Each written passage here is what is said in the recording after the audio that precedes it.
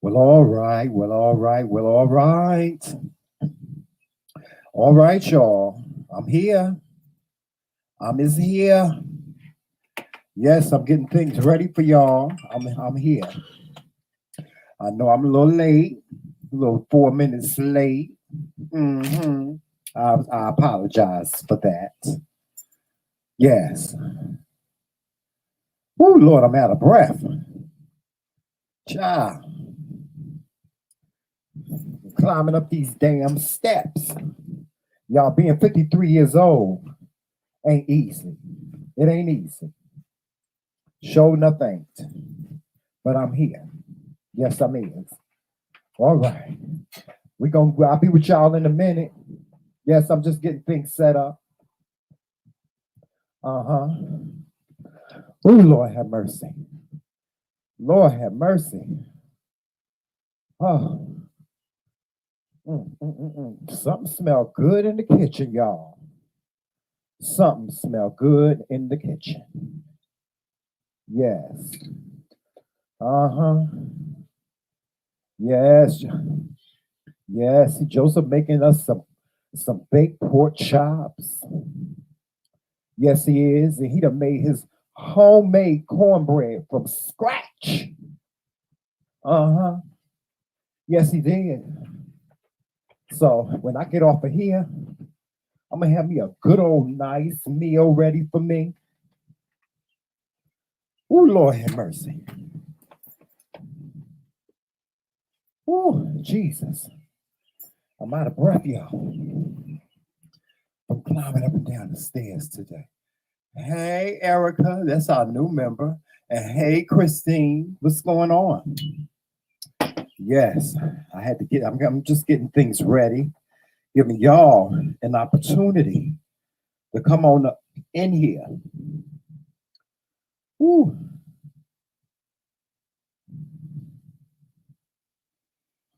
Okay. All right. What's going on, Facebook?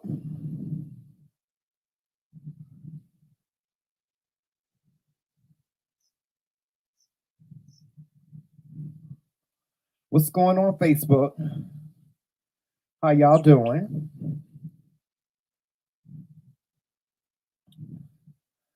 Facebook. Ain't nobody in the chat on Facebook yet. But what's going on anyway? All right. But y'all here on YouTube, I can always count on y'all to be here on YouTube. Oh, Lord have mercy. Me and my child. I'm always doing something I ain't got no damn business. Touching stuff. Touching the wrong thing. Going to the wrong place. All right. Hey, Roxanne. What's going on, Queen? I hope all is well. Yes, ma'am. All right, y'all. Woo. We're going to get started in a few minutes. We're giving y'all time to come on up in here so we can carry on. That's what we're doing. I haven't decided whether we're going to play some music tonight, do a little house mix or not. You know, if I do, I have to make the video private. Otherwise, they're going to give me a copyright strike for the music that I be playing. Ain't that something? Yeah, child. They be giving me copyright strikes. I don't understand it. I see all these videos on YouTube with DJs DJ and they don't get no copyright strike. But they want to come and mess with me. Uh-huh. Here they come messing with me. But I'm not bothered. I'm unbothered. You know, I'm unbothered. Because as a DJ, you can always get around stuff. You can always get around stuff. There's always a way.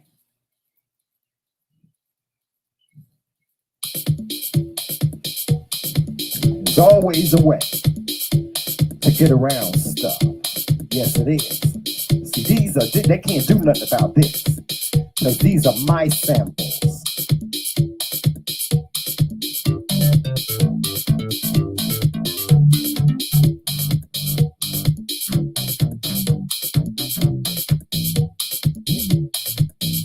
These are my samples. They can't do nothing about this.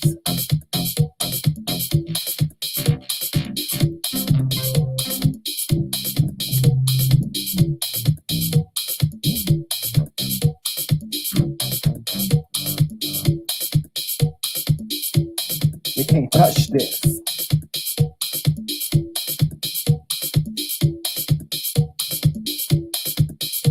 These are my samples.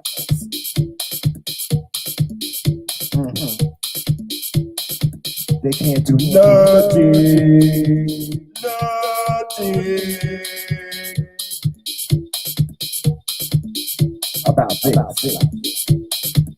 Cause this is my shit. I can make a song.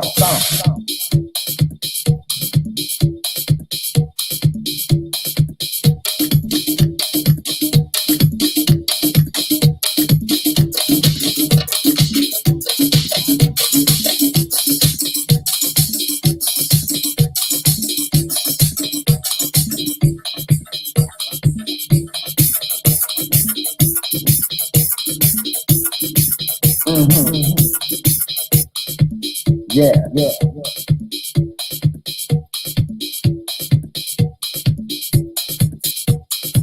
See, they can't do nothing about this.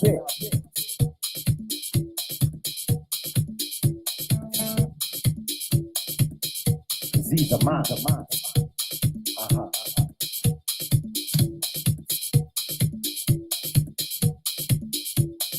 All right, y'all. We're gonna get started in a few minutes. I just want to give y'all a little something.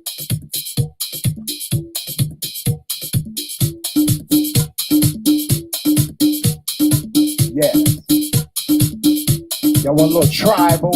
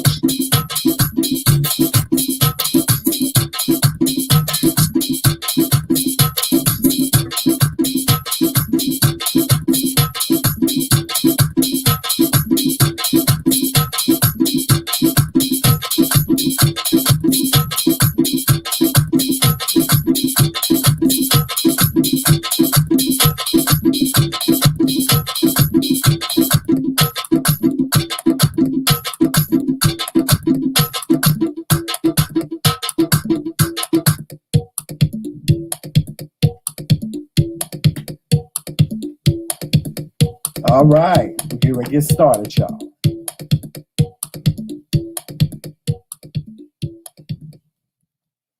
All right.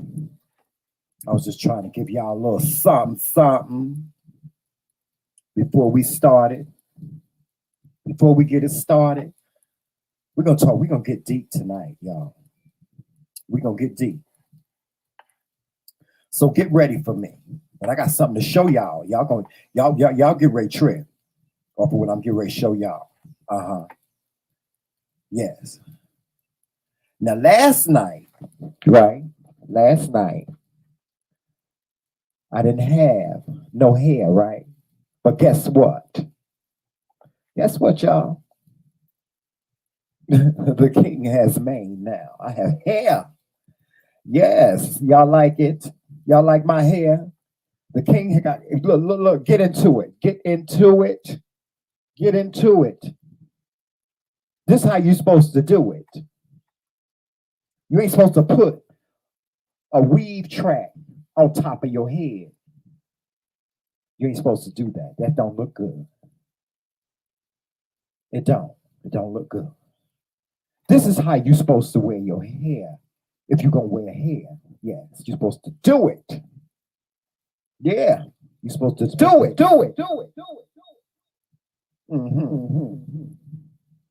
These girls out here in these YouTube streets need to take a page from the book of the king. Yeah. And learn how to do their hair. How y'all like it? How y'all like it? Y'all like it? You like it? You like it? Huh?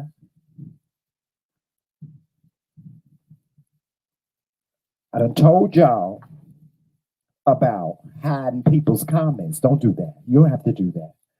This is a safe place where you can say whatever it is you want. So mods, please, by all means.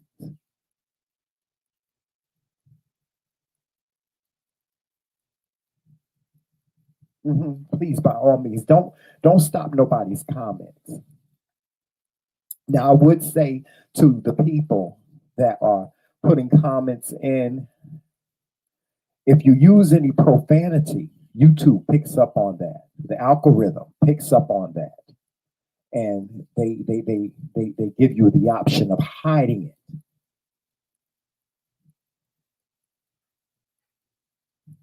Yeah.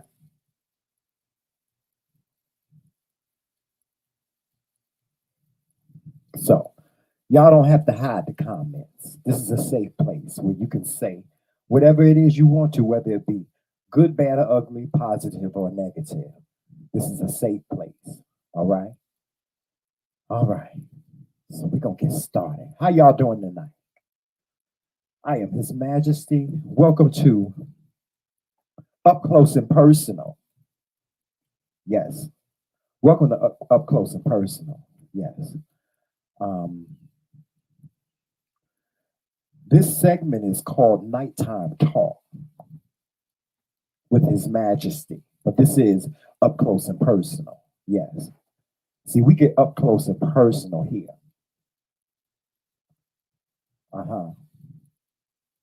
I invite anybody to come onto my platform. If you have a story to tell and you want to tell it, you want to share it, by all means, I invite you to come up on my platform. Yes.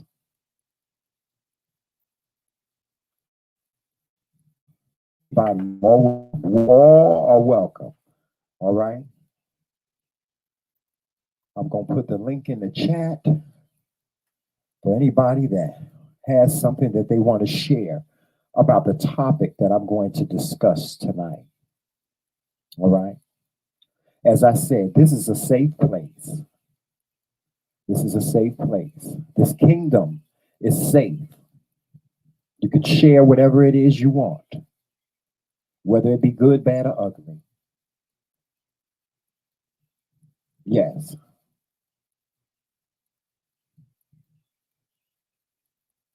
And we protect you here. If you don't want your face to be seen, it's okay. We have ways of, covering your face, giving you a silhouette. And you have the option of doing that as well. On your emoji, you don't have to show your face. You know that, right? But this is a safe place. Now we're going to talk about something. I'm going to do a little story time with y'all tonight. I don't know why This subject came up in my spirit, but it came up in my spirit. Um, and I gotta talk about it. Uh, and y'all, I do my own hair. I do my own hair. So if y'all ever, well, if people have been asking me to do a tutorial on it, and I plan to do that in the future. It's just that doing this is very intricate. You know, it's not easy. It's not easy to create a hairline. See, I created my own hairline. Y'all see that? It looks like it's growing right out of my head, don't it? It looks like it's growing right out my scalp. I do my own hair. This the way you're supposed to do it, y'all. I do it the way you're supposed to do it. Yeah. But I do plan to do a tutorial on that. I've had requests to do a tutorial on my hair, and I'm going to do that. I'm going to do that. I'm going to do it soon. Mhm. Yes, I'm going to do it soon. So don't y'all worry. Y'all going to find out how I do all this. I'm a very creative person. Yes, I am. I'm very creative in many, many, many, many ways. Yes. But anyway, let's get into what we're going to get into. Let's talk about what we're going to talk about. Yes. Let me make sure my hair is right. I want to make sure my hair is. Do it look good, y'all? How y'all? What y'all think? What y'all think? What y'all think? What y'all think of my hair? Put something in the comment section and let me know if y'all like this. I had gray dreadlocks a couple of weeks ago. Mhm. I haven't really shaped it up and stuff because usually I shape it up and stuff like that. I haven't really done that. I wanted to go for the natural look. I wanted to look like it was just natural, you know. I haven't shaped it up or lined up my hairline or anything like that, you know. But I wanted y'all to see how I do it. Yeah, yeah. But anyway, we're gonna have a little story time tonight. And I'm going to talk to y'all about the beauty of forgiveness, the beauty of forgiveness, the beauty of moving on. Yeah, that's something that I have experience with. Now, before I start this, I want to um, also invite you to go on to my queen's page where I did an interview with her. Speak Your Truth with Roxanne. It was a two-part interview. Was it a two? I think it was a three-part interview that I did with Roxanne on um, surviving molestation. Yes, I was molested as a child. I was molested from age 13.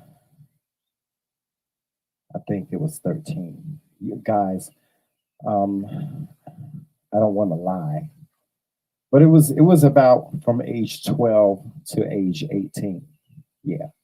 I'm actually writing a story about it, writing a book about it at the moment. And my book, I can't tell you when it's coming out because, you know, a lot of people don't know. Writing a book is not easy, you know, especially when you're writing a book about your life. It's not easy because you have to revisit all this stuff. You know, you have to revisit it. Um, and as you revisit it, you write down what it is that happened. You know, I had a very tumultuous childhood that included dealing with things like colorism, ridicule, teasing. It was bad. It was really bad. Not only from my family, but from my peers, from teachers, people that were supposed to be mentors would call me names like faggot. Trimell, stop acting like a faggot. If you stop acting like a faggot, you don't have to worry about um, people teasing you. Stop acting like a faggot. Even my own dad, my mom, my sisters, yeah, they called me names like that. But I forgive them. I just want to put that disclaimer out just in case my family members should happen to see this. I forgive them. But you have to understand the day and age that we lived in.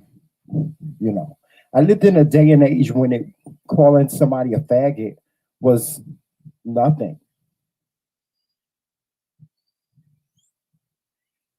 That was the language back in that day. And like I said, I had teachers that would call me that. I was constantly called that by my cousins. Yeah. Not so much by my sisters. My baby sister, she would call me that. My younger sister, she would call me that. And it would infuriate me. It would make me so mad. Oh God, and it would hurt. It hurt. When somebody called me that name, it was like taking a knife and just throwing it at me.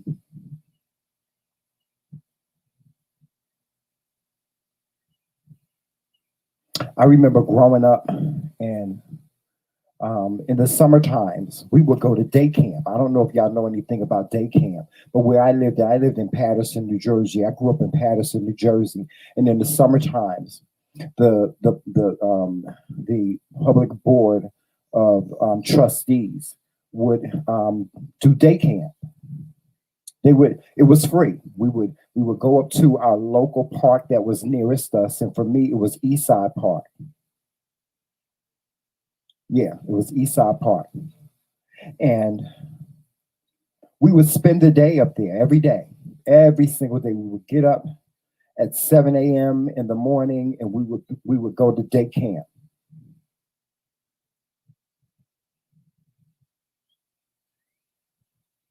And they would feed us breakfast.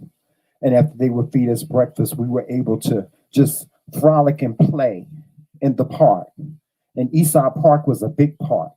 And we would do activities like play baseball, mostly baseball. And most of the guys that I went to day camp with came from my neighborhood. We would all get up and we would walk together to Eastside Park for day camp. Mm-hmm. And they would call me names. Trimell, you faggot ass motherfucker. Mm-hmm. They would call me names. They would call me faggot. That child. They called me faggot so much. It just after a while, it was just like, what could I do? I would run and cry. Sometimes I would run and find a place to hide, and I would just let my emotions out because my feelings were so hurt by these brothers that lived in my neighborhood, and that's what they thought of me. They would do things like, "Hey, girl," they would call me a girl, and they would touch my behind, and they would pinch my ass, call me a faggot. Joseph, I know this video ain't gonna be monetized. But I want to tell the truth, y'all. I want to be honest with y'all. That was my life as a child.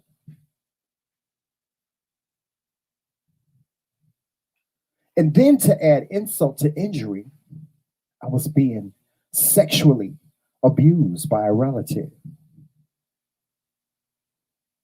This particular relative was my cousin. I'm not going to say his name, but this particular relative was my cousin. On the weekends, my father and my mother would make me go over to my cousin's house and stay the night. And they thought, they would just stay the night. We was just staying the night. We were cousins, we were relatives. It wasn't no problem. It wasn't no big issue. And at night, my cousins, they had twin beds. They would put their beds together and we would all sleep together. It was me and another cousin and another cousin. The other cousin, he was younger. But at night, they would touch on me. He would touch on me. He first started touching on me. Touching me on my private parts.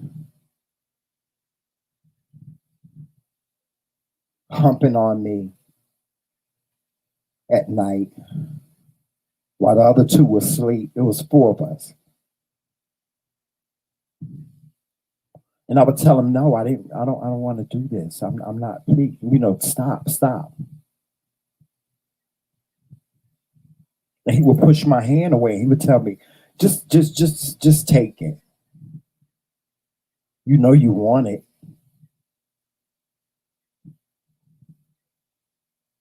And I would always threaten to tell. I'm going to tell.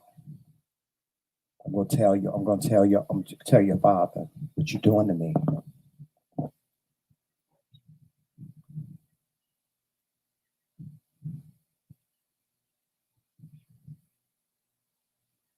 Mm-hmm.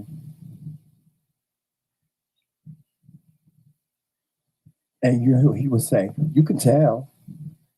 Nobody's going to believe you. You can go ahead and tell. Nobody's ever going to believe you. And he was right. I would tell my mother, and she'd be like, oh, Trimell, stop it. If you wasn't acting like a girl, and you always lying.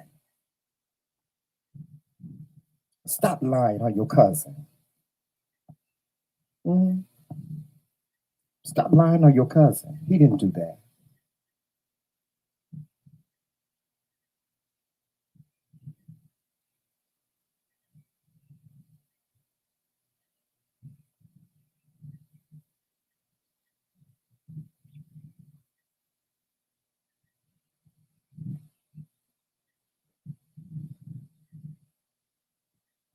That wasn't the worst of it. I was kidnapped. I was kidnapped and raped. I was kidnapped and held for over 10 hours. And nobody came looking for me. Nobody came looking for me. I was with my friend Mickey. We was going to the boys club. And these two Spanish dudes stopped us and said, what y'all do? What y'all doing? Where y'all going? I said, we going to the boys club.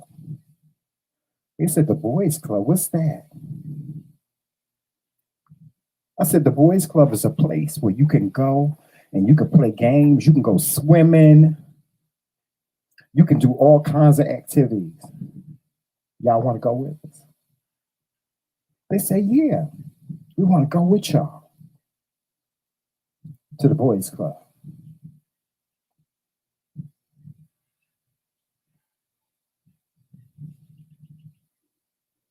The next thing I knew, we were walking to the boys club. We were walking through this park in Patterson called Roberto Clemente Park. Now, we were in a neighborhood that was predominantly Spanish, Hispanic. And when we got to the park, one of the brothers, he was the shorter guy. There was two of them.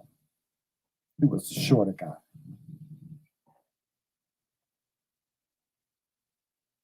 Went and got this dog. I mean, listen, I don't know what kind of dog this was. It could have been a pit bull. It could have been a bull mastiff. I don't know, but this dog was big. And the next thing I knew, he was like, don't move. Don't fucking move.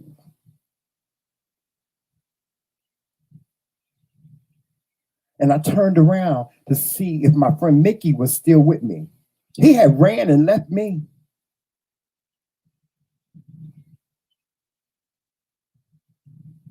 I was by myself. And these boys told me don't move. And I didn't move. The other guy had picked up a rock. This rock was huge. And he said, if you move, I'm gonna bust you upside your head with this rock. And they was serious. They was not playing, y'all. So I didn't move. All I wanted was to get this dog to get away from me. I mean, this dog was barking at me. This dog was barking at me with a vicious bark, and they had it. So next thing I knew, he gave the dog back to whoever this guy was, the owner of it. And he said, let's go. And he grabbed me by my waist. And he said, let's go. And they walked me deeper into the park. Now, I don't know if anybody in the chat is from Patterson, but there was a school behind the park. It's called School 15. And this school had like a track where you could run around the track. But it was a hill. You had to go up this hill to get to the school. And there was this gate that separated the school from the racetrack, And they took me up there. They made me walk up there. The other guy, he had a knife. And he handed it to the shorter guy. And he made me walk up this hill to School 15. Then when I got up to School 15 had these trailers. There were two trailers. There was one on one side and there was one on the other. And then there was, actually it was three trailers. There was another trailer that was behind the school. And that's where they took me. Now, my dad had just bought me some brand new sneakers. This is going to come important in a minute. My dad had just bought me a brand new pair of sneakers. And the other guy, he wanted my sneakers. Taller guy, he wanted my sneakers. And he pulled out a knife. He told me, he made me sit down on the ground and take off my sneakers. He told me, take off your sneakers. And he made me put on his sneakers. Now, his sneakers was raggedy as hell. I mean, they had holes in them. They was Converses, I remember. No, actually, they wasn't Converse. They were Pro-Keds. But they was just filthy. They was nasty. These was the nastiest. To me, they look like the nastiest sneakers you could ever see. And I was like, I don't want to put those on. He said, put the fucking sneakers on. And he made me put on his nasty, dirty sneakers. And he took my sneakers. And he was like, I'm telling y'all, when he put these sneakers on, it was like he had gotten a brand new Christmas present. Because he couldn't do, he was so fascinated. He was so happy to have these brand new sneakers on his feet. He just couldn't do nothing but run back and forth. That's what he did. He ran back and forth. He ran back and forth up the hill. You would have thought that he had never, ever had a brand new pair of sneakers in his whole entire life. And I'm watching him run up and down this hill with my sneakers on, and I'm crying the whole time. And after a while, I didn't care about the sneakers. I was like, please, just let me go. Just let me go. Let me go. I said, you ain't going nowhere. We're going to kill you. They told me they were going to kill me. I said, please. I begged for my life.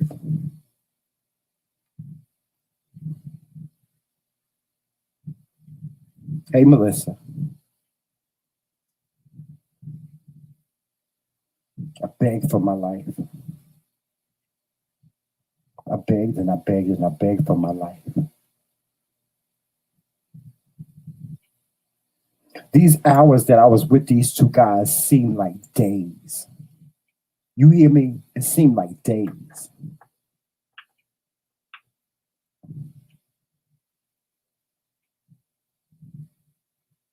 And so the little guy that had the knife, he pulled me behind the trailer.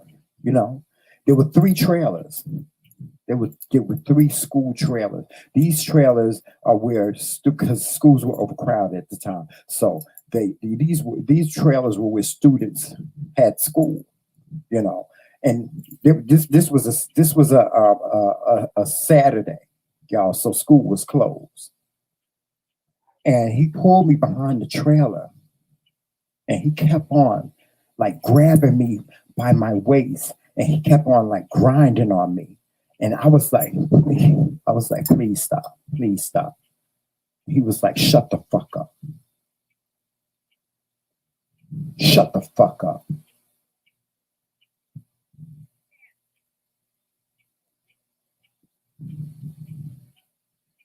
Before I knew it, he made me pull down my pants.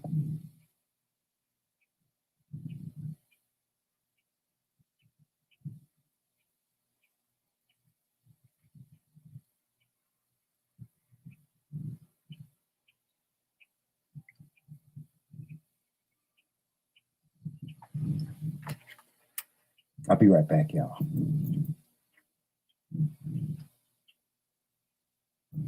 Jesus.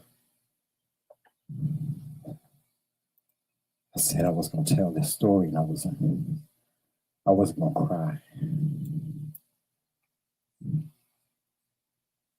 I said I was going to tell this story, and I wasn't going to cry. I'm 3 years old now. I was 10 at the time.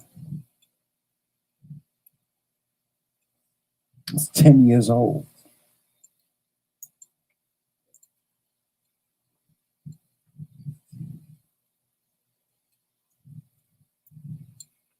This happened in 1977. What you say? No, I'm not. I'm trying to breathe, y'all. Please bear with me for a moment. Trying to get myself together. Whew, Jesus. Jesus, Jesus, Jesus. I'm covered in the blood. I'm covered in the blood. All right. And he sodomized me. I'm just going to tell y'all that. He sodomized me.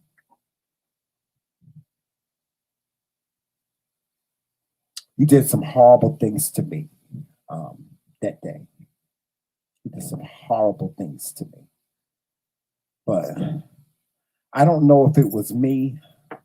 Y'all, I can't go into the story. If y'all want to hear the whole story, y'all go onto Roxanne's channel, where I did a up close and personal interview with her. I can't. If I got into the detail of it, it would make me fall apart. But I'm gonna move on. I'm gonna move forward, and I'm telling y'all this story for a reason. I'm telling y'all this story for a reason. But yes, he did some horrible things to me. But eventually, I don't know if it was me. I don't know if it was me. I don't know if it was Jesus. I think it was Jesus that was there with me. God had to be there with me. He had to be. And I convinced them to let me go. And they let me go. And when when they finally let me go, I ran to the boys' club. I couldn't think of anything else to do. I just ran to the boys' club, and I found an adult, and I told them what happened to me, and they picked up the phone and they called my father.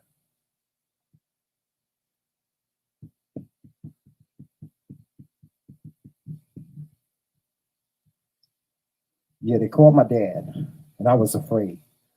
I was afraid when they called my dad. So they called my dad, and my dad came, and he picks me up, And I told him what happened, and he was furious with me. He was furious with me. I got a beating that day. Father beat me, pulled over, and he beat my ass because I gave that boy my sneakers.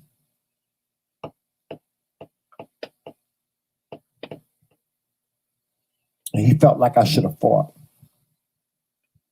And he told me, he said, I'll never buy you another pair of sneakers. I'll never buy you another pair of sneakers. And he kept that promise. He never bought me another pair of sneakers. From age 10 to age 18, my father never bought me another pair of sneakers. Any sneakers that I had, my mother bought them for me. Pardon me, y'all. He never bought me another pair of sneakers. And these sneakers that I got, my mother bought for me, or I bought them myself from my allowance, or when I became of age and I had a part-time job, I would buy my own sneakers. But my father never bought me another pair of sneakers after that. But you know what? I'll tell y'all this. Through it all, I carried that. I carried what happened to me my whole entire life. I never told my father. I never told my father. I've never even told my mother that story. Never. I didn't tell my father that day because I felt like if I had told my father what they had done to me, he would have beat me even worse. So I kept it to myself. I held it in. And I carried that experience with me my whole entire life, being kidnapped and held.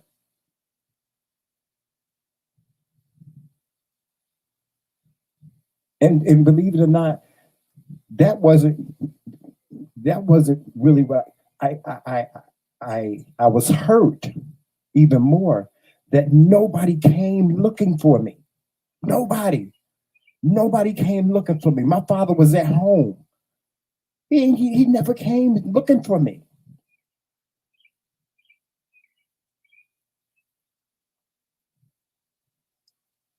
My friend Mickey, who had seen these two guys grab me, he went and told my dad. He went and told my sister what happened. Nobody ever came looking for me. They never came looking for me. That's what I carried with me all that time, and I hated my father for that. I hated my mother for that. And throughout the years, like I told you, my childhood was tumultuous. I dealt with colorism. People called me names like you black spoon, you creature from the black lagoon, you black roasty toast. They would call me names like that. So I dealt with colorism from my own, and this was not from white people. This was from black people. I tell people all the time, I dealt with more colorism from black people than I ever dealt with from white people. See, I grew up in the South too. I've been called the N-word by white people, but not more than black people. I kid you not. I've seen the KKK march down the street and never experienced colorism from white people like I did from black people. Girls would tell me, I would, ask girls to go out with me, and they said, "No, you too black." They never called me ugly. They would say, "You're a faggot and you're too black."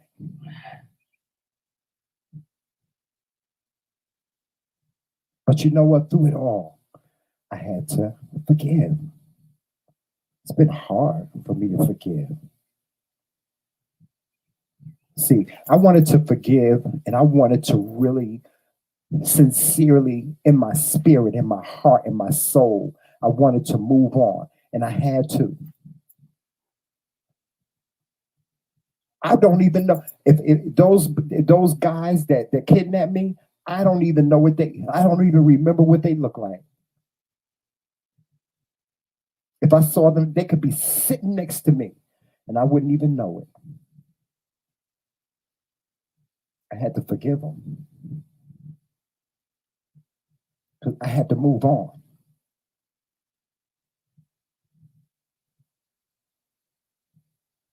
I had to move on from that. I had to forgive them. In order to move on, I had to forgive them. And I wanted to sincerely forgive them for what they did to me.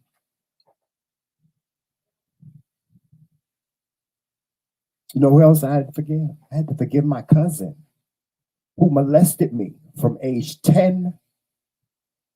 Because now I remember it wasn't 13, it was age 10.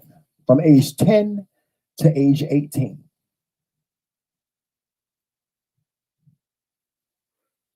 Mm-hmm. He was on the down low. He was on the down low. They tried to hide it from me. Well, he passed away. He passed away, and we were the same age. He passed away in 2010. And they tried to hide it from me, where he died from. But I know what he died from. I had to forgive him. I had to forgive him. Him and I, the saving grace for me is him and I, we had a conversation and I told him that I forgive him.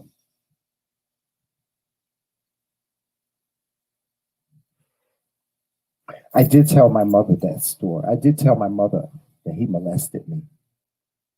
And she said to me, I don't know if he did this to you or not, but he's always been good to me. That's what my mom told me. Anytime I've ever needed him, he's always been there for me. I don't know if he's done this to you. My mother didn't even believe me. And he always told me, nobody will ever believe you. Nobody. He told me, nobody will ever believe you. You can tell whoever you want. They will never believe you. He was on the down low. Nobody in my family believes me when I tell them that. I used to see him out in the clubs. I used to see him hanging out in the clubs. He was on the down low.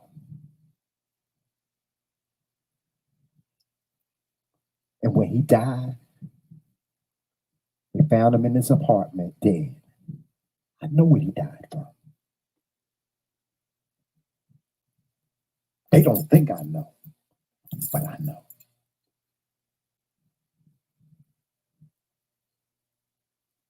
I don't know if his death was God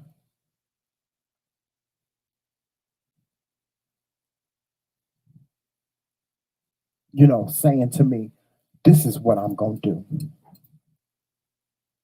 We were the same age. Was I happy when he died? No, I wasn't happy. I went to his funeral. I cried and everything. I had to forgive him. That's what I'm telling y'all. If you've had a tumultuous life, you got to get it out your system. You got to get it out your system. You got to get it out. You got to let it go.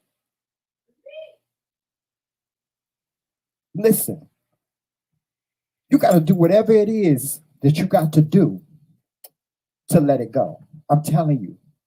And when you let it go, you're going to feel so much better. You're going to be able to forgive. You're going to be able to move on. I'm telling you, you got to let it go. And whatever you got to do, listen, let me tell y'all something. I didn't speak to my mother for a whole year because I blamed her. I blamed her for not believing me. I blamed her for the tumultuous life that I had. My mother used to beat the fucking shit out of me. But she's 76 years old now. I had to forgive my mother. I had to forgive her. I didn't speak to my mother for a year. I just started speaking to my mother on Christmas Eve. I called her and I said, Mommy, why haven't you called me?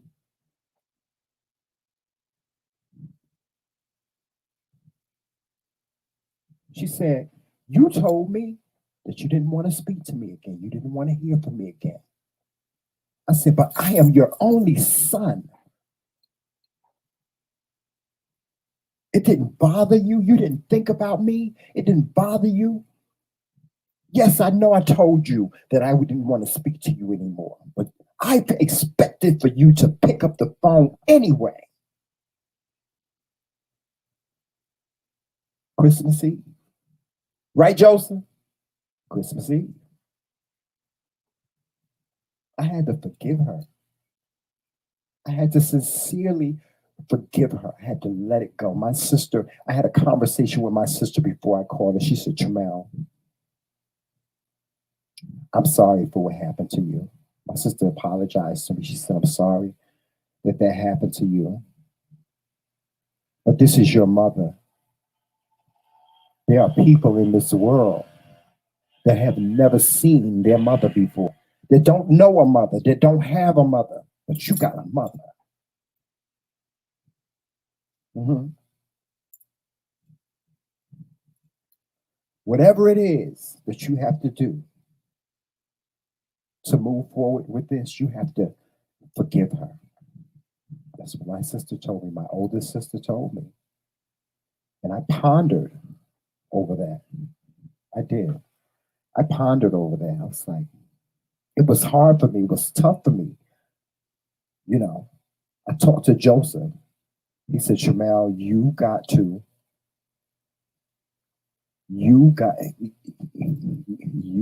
just have to,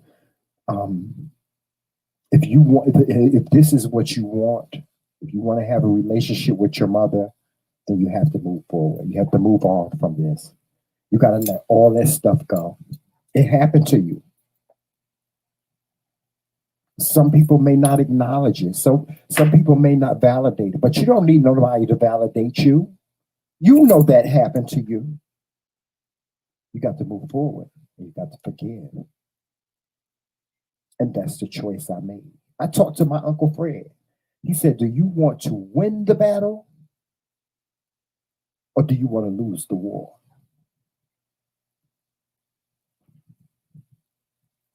Do you want to win the battle or do you want to lose the war? That's what Uncle Fred told me.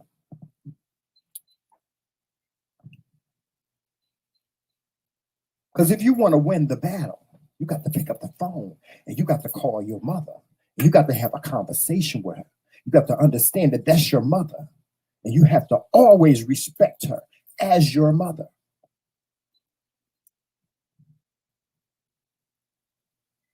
But if you want to lose the war, then you continue to move forward and not speak to her. Well, you're going to lose because she ain't going to be there. What if something happens to her and you're not there? Are you okay with that? Are you all right with that? If something happens to her, if she passes away,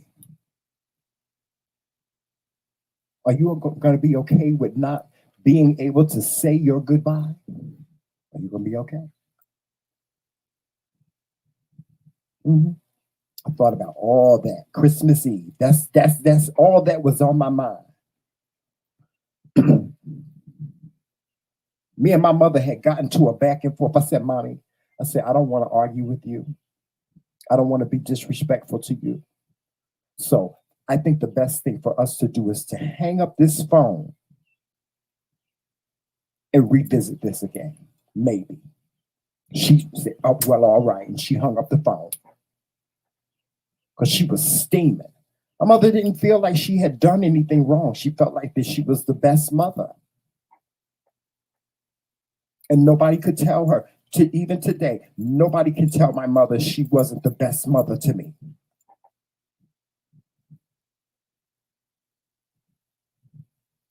I felt in my heart that she was not. I felt that she could have done better.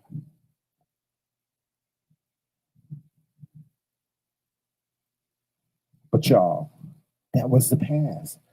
That was my past.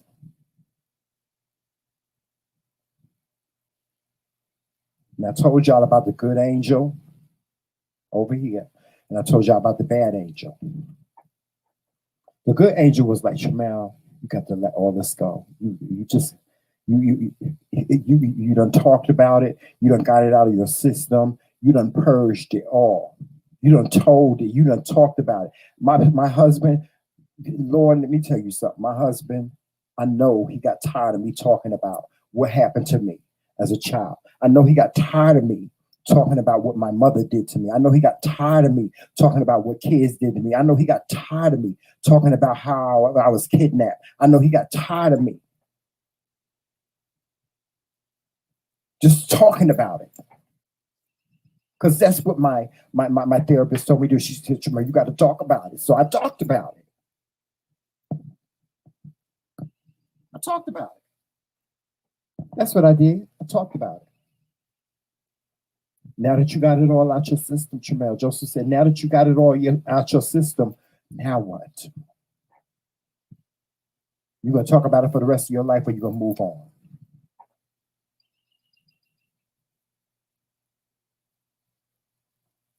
My past is my past. Listen, the good angel said, Trimell, it happened. There's no denying it happened. But you got to move forward. You got a life. You got a life to live. You got a husband that loves you. And in spite of everything that you went through, your mother loves you. My mother loves me. My mother loves me. She loves me, y'all. I know she loves me. I know I can feel it right here. I can feel it all up here. I'm talking about it now. I can feel it all in my spirit. My mother loves me. My sisters, they love me. But they were protecting my mother. I thought in the beginning that they were taking sides. No, because they didn't have the same experience with my mother that I had with her. So of course they felt different. Y'all hear me? Y'all hear me talking?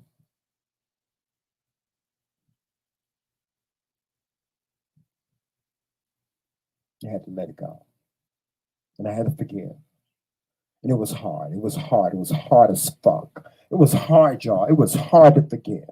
I had to take all these burden that was on my shoulder. I had to take them and put them in. It was like taking it and putting it in one big basket and just taking all these things that happened to me and putting them in one big basket and dealing with it. Just dealing with it. And I had to let it go.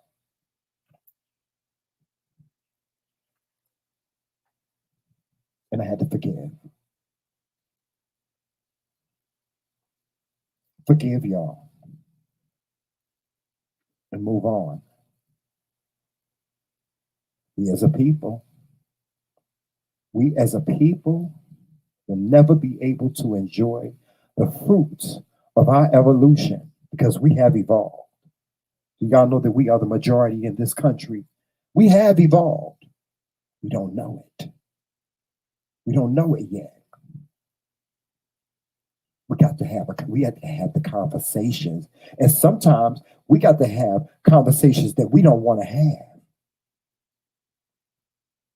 But when you have those conversations that you don't want to have, you got to be able to forgive and move on with your life. You deserve a good life without all that baggage.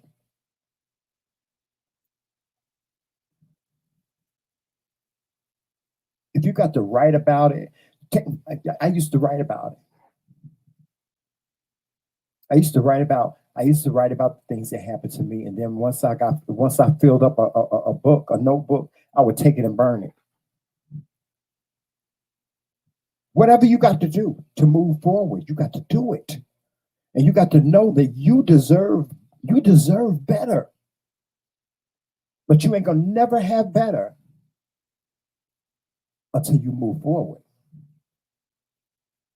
Come on now.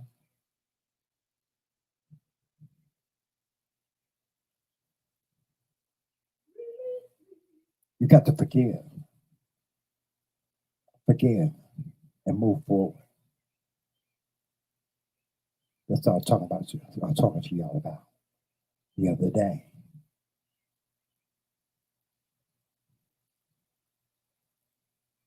Like Tyler Perry said, forgiveness is not for them, it's for you.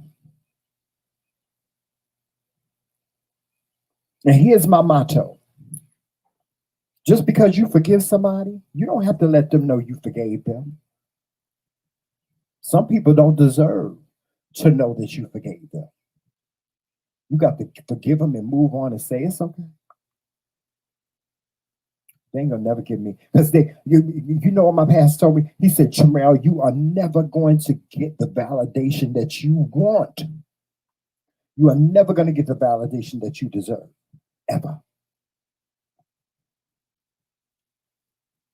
Somebody always gonna have a story as to why you wrong and they right. They'll always have a story.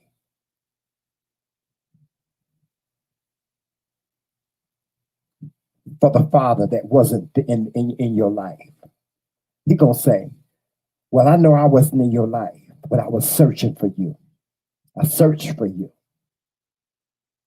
But your mama did this, your mama did that, your mama kept me away. Your mama, it's gonna always be a defense.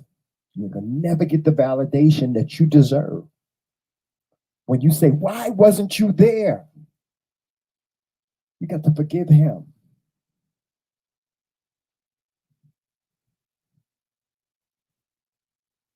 And sometimes they don't deserve to know. They don't deserve to know that you forgave them. You got to forgive me. You got to move forward in your life.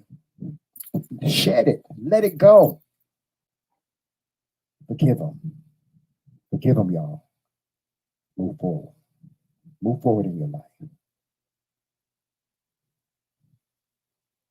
Joseph, is it dinner yet? Okay. It's dinner time, y'all. I got to get out of here. Y'all make sure y'all join us on all social media platforms. Y'all make sure y'all tune in for the M King's Breakfast Club tomorrow morning, featuring Joseph Rance at 11 o'clock. And then following that, we'll have the M King Morning Show featuring me, His Majesty. Yes. Y'all follow us on all social media platforms. Okay? Instagram, Twitter, Facebook, and right here on YouTube. Make sure you hit that like button, subscribe. And if you want to become a Nite at the round table, by all means, just hit the join button. Now, if you're on an Apple device, you won't see the join button. But you can go onto an Android or a PC and join us at the round table. Become a Nite at the round table. Yes.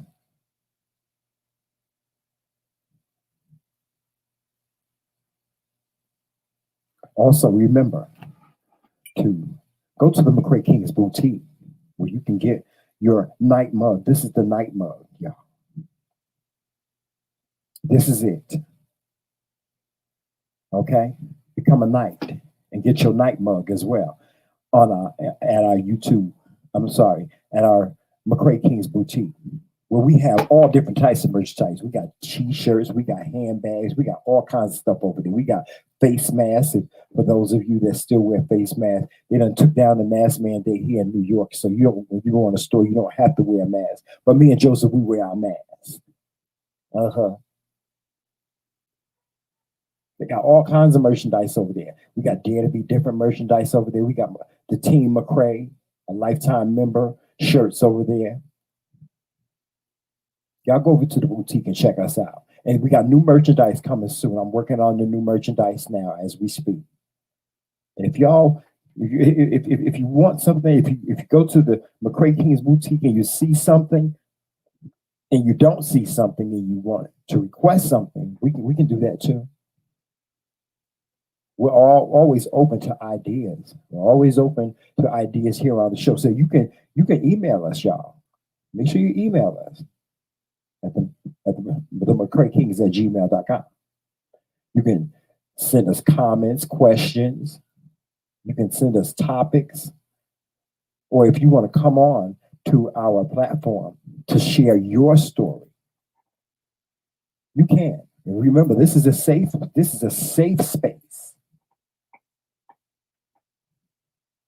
This is a safe space.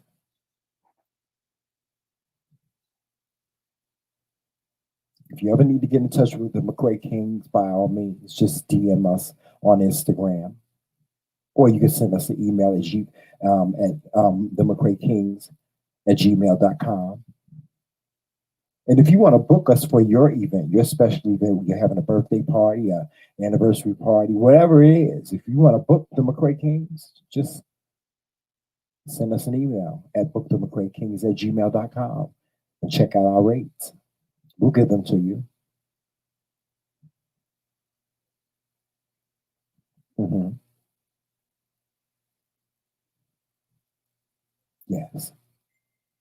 Did I cover everything? I think I did. I thank you guys for joining me tonight. I really do. And I thank you for listening to my story. That was hard for me. And I told that story in hopes that it would help somebody. I hope it helps somebody. I hope that, because I know there's other people out there like me that have endured that. But I won't get on out y'all way. Before I get out y'all way, y'all make sure y'all donate to the McCray Kings platform by sending us a cash app. You can send us a $5 cash app, a $10 cash app, a $20 cash app. And remember, all of that financial support that you give us goes right back into our platform. It goes towards everything. It pays for our StreamYard account, pays for this equipment. Because I got all new, y'all, I got all new equipment, but I got it on credit. So I have to make monthly payments on this stuff. I got brand new speakers. I got brand new lighting. I got a soundboard. I make payments on this stuff. Yeah. So donate to the McCray Kings because we need your support. We need your financial support. We really need your financial support.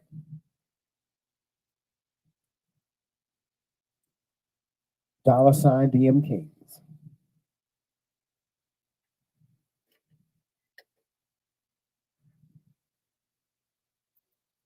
I'm going to get out of here.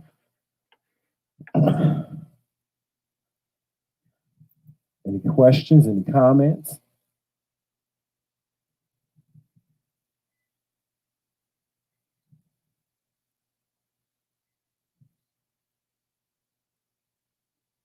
Hey, Jay Fane.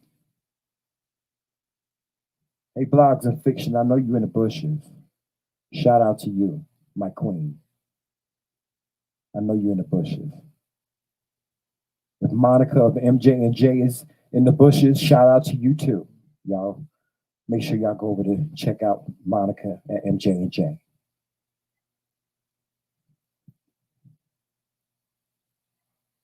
Shout out to NQ's World, Queen Tornado. And shout out to Medina Jaden, one of our day ones. Shout out to you. I love you, Queen. I thank and appreciate you for everything that you do for the McCray Kings. Shout out to Patricia.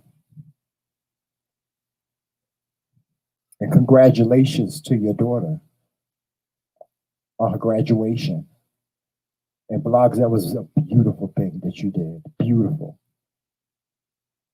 I appreciate you for that. Although blogs and fiction is not a part of Dare to Be Different anymore, I want y'all to understand that she still supports the McCray Kings.